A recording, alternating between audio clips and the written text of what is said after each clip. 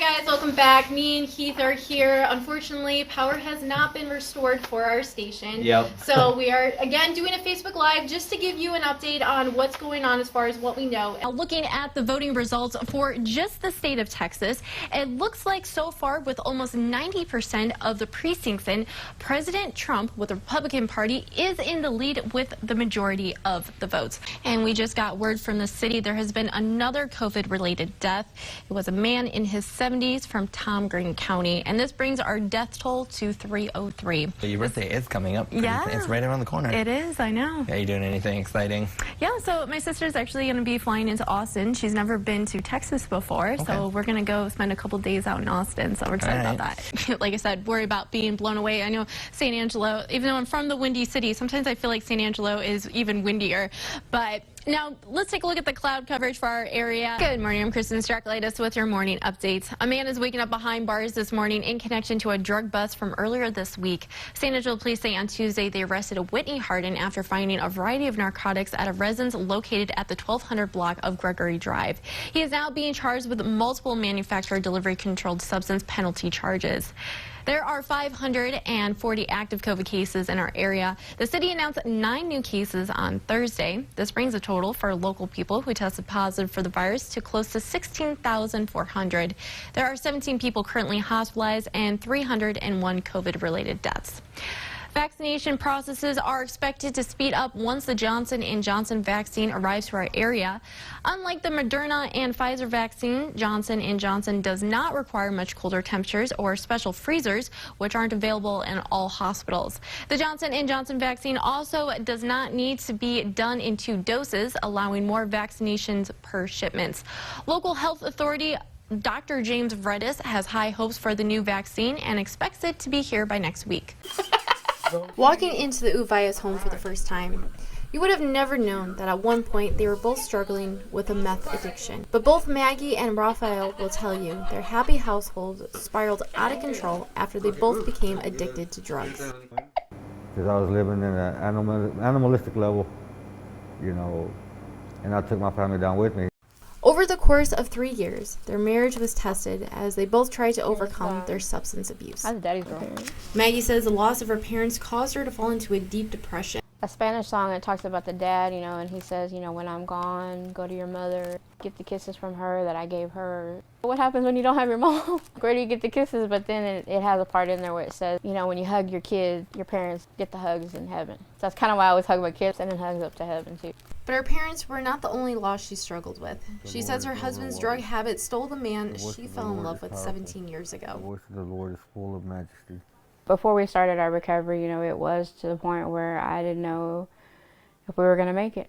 You know, it was to the point where, you know, we pretty much hated each other, that, you know, it was just like always fighting. It's like, why?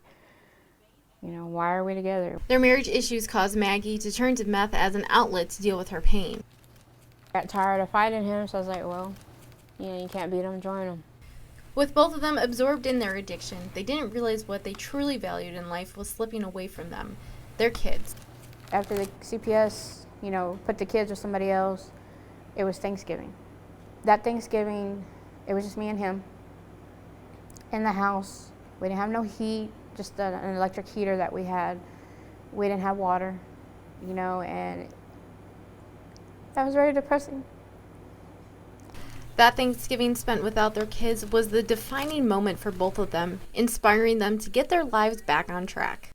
Raphael and his wife Maggie Uvea lost their 3 kids as a result of their meth addiction, so they decided to look to a higher power for help. And that is when Maggie found the Christian Fellowship Baptist Church in San Angelo. They're so welcoming. You know, they make you feel wanted and accepted and loved, and they don't even know you. After attending a few services, she decided to get rebaptized to help make peace with her past. And it's just so powerful. I mean, even though it was a little scary when I did, but it's just so refreshing, and you get like a sense of peace afterwards. Even though Raphael doesn't attend church, he considers himself a spiritual person and found a group to help support him in his walk with God.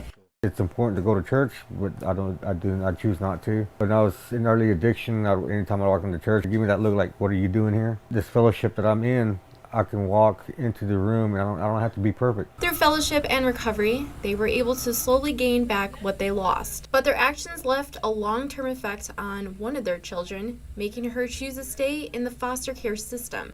I know I don't have my daughter with me, but I do love her. But the loss of their daughter helps motivate them to help mothers and others recover at the Drug and Alcohol Abuse Council Center. I see some of the girls come in here with, CPS cases, and I'm just like, and sometimes they don't want to work the program, to help them, and I'm like, you're not gonna do it for yourself, do it for your kid. And they hope their story inspires others to get better. No matter how hard I try not to sin, I'm gonna sin. Everybody sins. When I got an active addiction, I was condemned for that in my hometown of Brownwood. Everybody there just said I was a lost cause. There was no hope for me. I'm here. I'm living proof today that there is hope. The family who once struggled to be in the same room together is back enjoying life again. And I was promising to myself that I would never cause her any more tears. If there are tears, it were happiness. Reporting for KLSD News, I'm Kristen. Owner of House of Chemicals, David Burnett, says he has made a career out of selling a variety of cleaning supplies. But due to the pandemic causing a higher demand for hand sanitizer, he and his son Josh Burnett learned how to produce their own FDA-regulated hand sanitizer. And their decision turned into something they regret not doing sooner. I wish we had already been in the business when everything hit, but everything happens. It all worked out. And because of the way the pandemic has changed most people's hygiene habits, they plan to make their own produced hand sanitizer a permanent staple at their facility. Future's bright for hand care. A lot of people have changed their habits. They're washing their hands more often. They're sanitizing more often. By starting their own line of hand sanitizer, they hope to help keep everyone germ-free even after the pandemic is over. So there's going to be more hand care products used over the next 10 years, probably. David Burnett says he is a firm believer in that the things we touch spread infectious diseases more than anything, and that is why he is happy to be part of a business that helps keep both people and surfaces sanitized.